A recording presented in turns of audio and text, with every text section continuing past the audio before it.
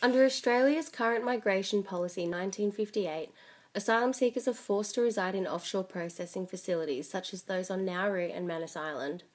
The Australian government is not upholding the basic human rights of these people by placing them in unsafe and insecure housing within volatile communities.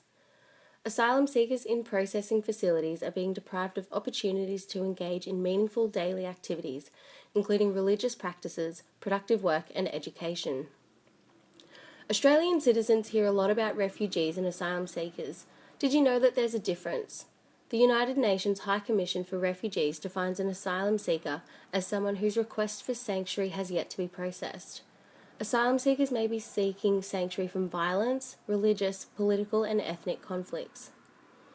In offshore detention, asylum seekers have access to the basic necessities of food and water, most of the time. However, there is no privacy, unsafe housing, and the basic human need of safety is not being met. This is in direct violation of the Universal Declaration of Human Rights.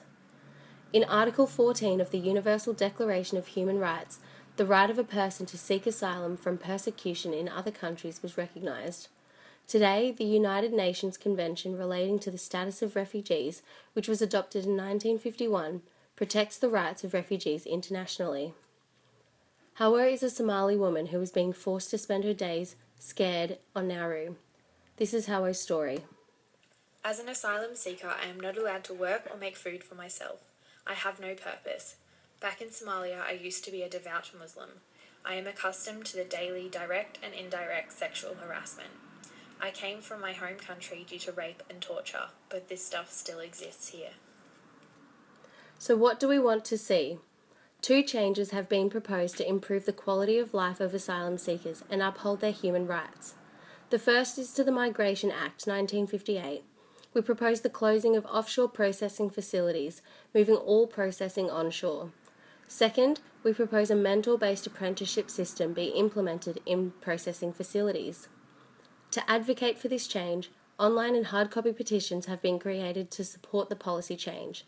This was followed by writing to local members of Parliament and Peter Dutton, the Minister for Immigration and Border Protection. This was done as global citizens, however appealing to the government for policy change required a local citizenship perspective. So how can you help? Follow the links below to sign the petition and send a copy of the letter to your local MP. Everyone can help.